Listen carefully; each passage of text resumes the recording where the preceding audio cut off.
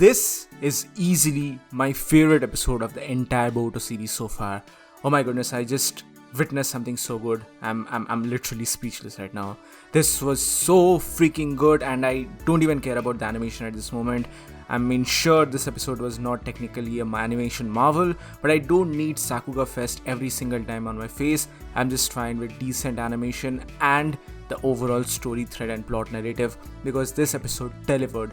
It delivered like anything, and you can bet your ass off that this episode is probably going to be one of the best episodes of Boruto of all time, because of all the references, all the callbacks, and all the small nudges and hints that we, the old time fans, have been just asking for since such a really long time.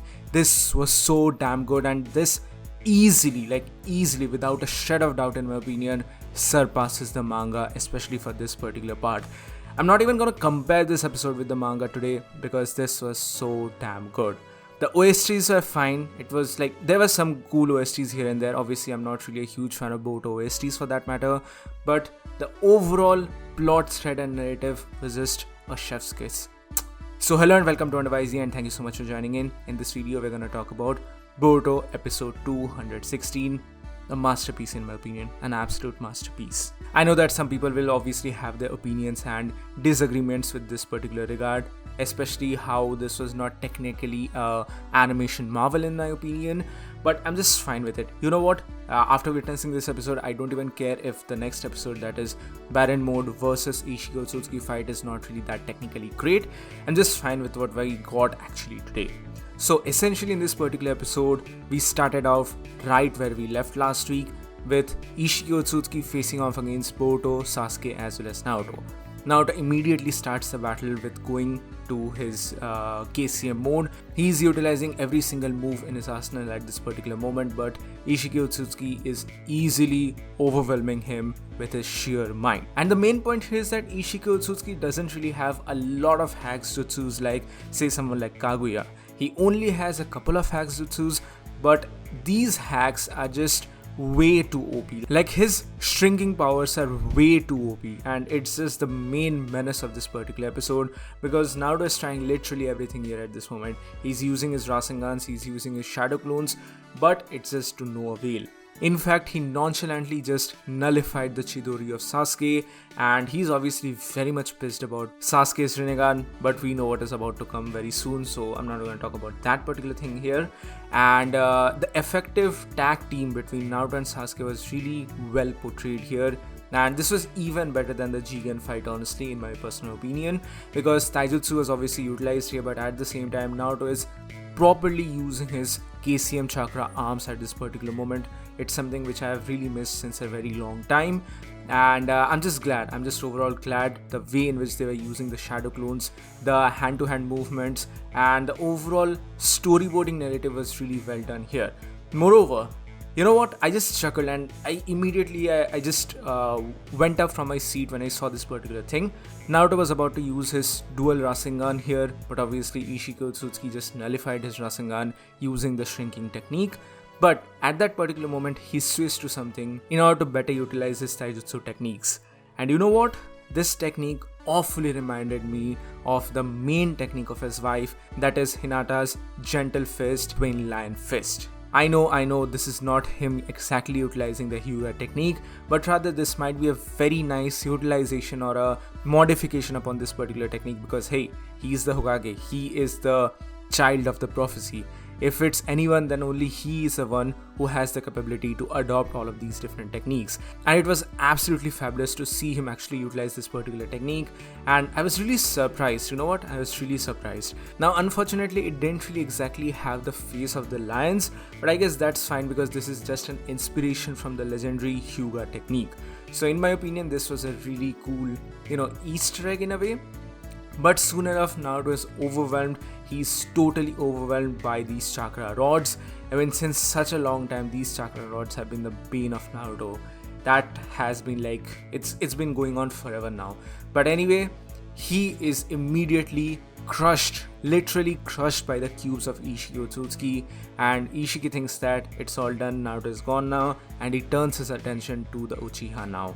And you know what? This was really amazing. I mean, taijutsu has been a very central focus point of the Boruto series, because most of the ninjutsu techniques are just casually nullified by the usage of the karma. So Taijutsu has been sort of the forefront of the series. I know I have my issues with this, especially how Rock Lee has been underutilized and the other characters, the older generation characters who specialize in Taijutsu.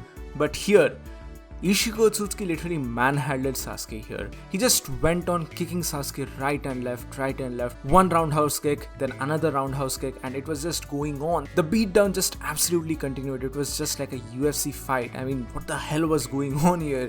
And Sasuke just crash landed on top of the mountainous regions, whatever. And on the topic of that, the mountainous region, the background of this place is miles better than the original Jigen fight. That particular steel-like looking environment was very dull in my opinion. In that contrast, this place, this separate dimension was really cool. It's a little standard, you could say even it's a little boring, but it really complemented well with the colors of this particular episode. And after all of this basically happens, Boruto comes to the rescue of Sasuke. He's trying his best at this moment to save Sasuke. But oh no, Ishiguro Sasuke is not a benevolent king or anyone. He's ready. He's right there in front of him. He's about to attack Boruto using the chakra rods. He's just literally about to pierce Boruto's entire body. But Sasuke notices that and immediately he uses his Rinnegan, his Amano Tajikara, to switch places with Boruto, and immediately he is pierced by all of these chakra rods. This was a very barbaric scene. This was a very brutal scene in my opinion. If anything, my only complaint here is that we didn't exactly get to see blood here. It would have been really cool, but either way, again, a second reference, an absolutely brilliant reference for that matter. Sasuke says that you are just like your father, just like son. And guess what? This particular scene is an absolute classic callback. This is a callback to the first OG era of Naruto during the Zabuza and Haku fight. I mean, just have a look at this particular picture. This is a direct reference to it, and in fact, Boruto is in a very similar situation just like Naruto when Sasuke stood up in front of him to take all the needles. I mean, this is fabulous. This was fabulous. I immediately chuckled at this and I was like, oh hell yeah, we are finally doing these, references.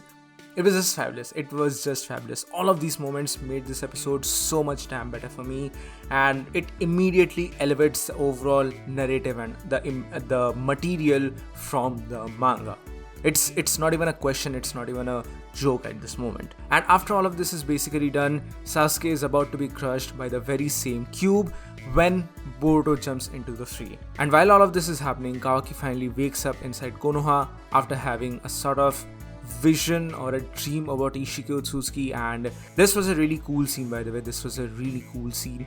Another sort of reference which I got here was, it's not exactly a very direct one-to-one reference, but it's something which I saw for Kawaki as well as Naruto in this particular episode, which is a reference to the third Naruto Shippuden opening, that is Bluebird. The angle and the coloring, especially for Naruto as well as Kawaki. I mean, the only person who is missing here is Sasuke, but the way in which Kawaki was sort of, dreaming and thinking about the karma and Ishiguro Sasuke, it was kind of reminiscent of Sasuke. And later on, we also get a scene with Naruto. But I'm coming to Naruto's part in just a bit. Meanwhile, let's just talk about Kawaki. And Kawaki finally wakes up inside of Konoha and they are having a discussion here. Amado is mostly revealing a lot of different stuff here. And my goodness, Amado is finally looking good. Last episode, Amado was looking, I don't know why, but too buff and just not good. But here, he's just looking really amazing. He's looking absolutely fabulous here. And he reveals a lot of the other secrets and you could say information about the Otsutsuki clan here. And he immediately praises Sumire as well for her deductive skills as well. Basically, here Amado reveals to Shikamaru and the others that the Otsutsuki travel in pair because their modus operandi is to feed the lower ranking Otsutsuki member to the divine tree. That is the way in which they work, and the better the Otsutsuki member who has been devoured here, the better the chakra fruit is going to be.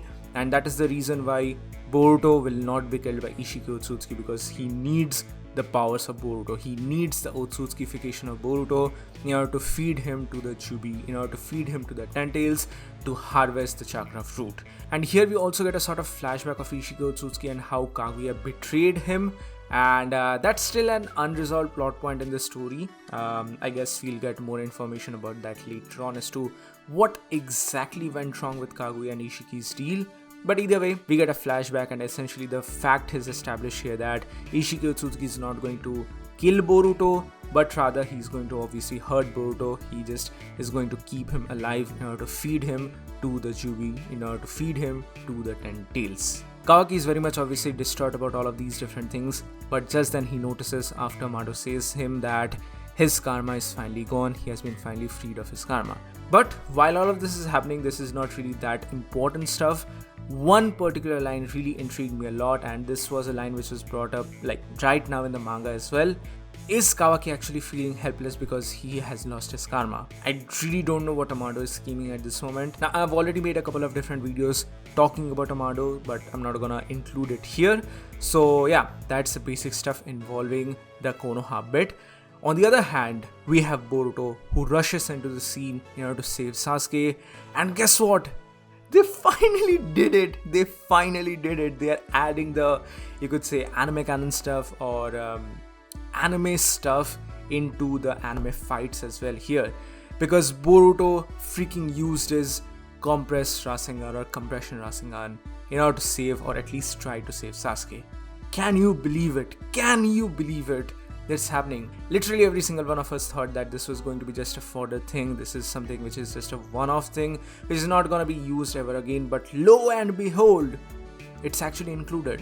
I just wonder now if some elements from the time slip arc is also going to be involved or introduced into the series, especially involving Kashin Koji.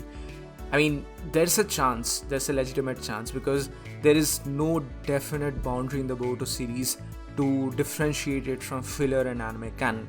I mean, sure, technically the time slip arc is categorized as filler, but who knows if the anime in future introduces some elements from there as well. I mean, who knows? Who literally knows at this moment? Because we literally get to see the compression Rasengan here. And another props, like generally we don't really give a lot of props to these people, but the voice acting here in this episode was top notch. The way in which Boruto screams here in this episode, hats off. This voice acting was fabulous. It was literally fabulous.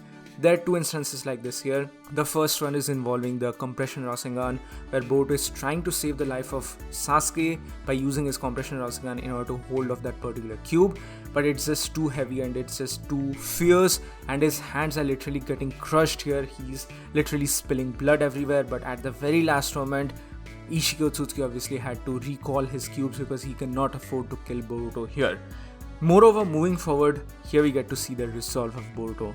My boy has grown up so much. He has literally grown up so much.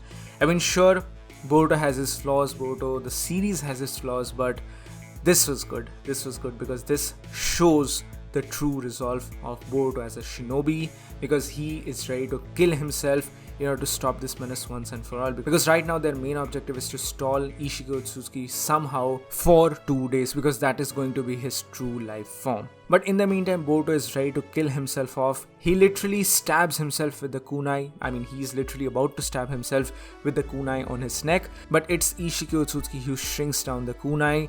And he says that it is true that I cannot kill you at this moment, but it's also true that I'm not some benevolent person who's going to not torment you. I'm going to make you feel pain. And he literally breaks off the arm of Boruto. Snap.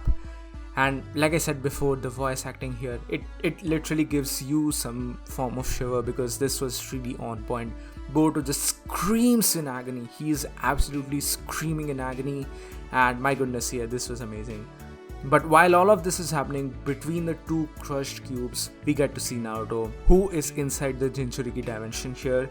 Not dimension technically, I mean, I kind of forgot what that thing was called. It was probably called the Jinchuriki plane of existence. But anyway, he is in contact with Kurama, and the shot placement here was absolutely fabulous. Naruto is upside down, similar to the Bluebird opening of Naruto Shippuden. And Kurama essentially tells him that this is the last resort, this is the last technique in their arsenal. It's a do or die technique. He had not said this before up until this moment because it's something which is going to kill them.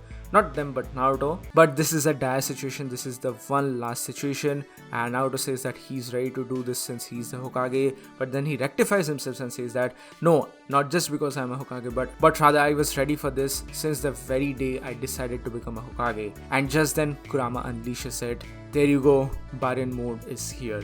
It's freaking here, and you know what? I was surprised when I saw this at first. I was kind of underwhelmed when I saw this at first, but now that I'm thinking about it, I'm going over it again, it makes so much sense. It actually makes a lot more sense than just the yellow hue, because it's in almost a scarlet to red like aura, and this is very much perfect in my opinion. Sure, there are certain scenes where the technique is looking a little bit goofy, especially here where Naruto's eyes are comically very large for some reason, but I guess that's just a short placement. But overall, I'm really happy with how Baryon mode is looking in the anime, because it's looking almost reddish, almost scarlet to red color. And you know why this makes a lot of sense? Just go back and think about the original Naruto days, especially the final fight between Naruto and Sasuke when Naruto used the QB chakra Rasengan. Yes, it's the red chakra of the QB. It's the red chakra of the QB which is powering this particular form. It's the red chakra of Kurama which is powering all of these different things, and that's why it makes a lot of sense to actually have it in almost a reddish color. Baryon mode is here and it's about to go down really hard. I'm just a huge fanboy of this episode. I mean, sure, again, I'm saying that this is not a 10 out of 10 episode by any means. This was not a Sakura Fest, this was not a animation rich episode, but for what it was, I really enjoyed the heck out of it, and I'm just happy. I'm just so glad that I actually got to watch it. So these are some of my preliminary thoughts about Boruto episode 216. What do you guys think about all of these things? Please let me know your thoughts in the comment section below. So that's it for today, guys. Thank you so much for joining in. See you all on the next one. Be sure to give this video a thumbs up, share it with your friends, and subscribe to the channel for more. See you all on the next one.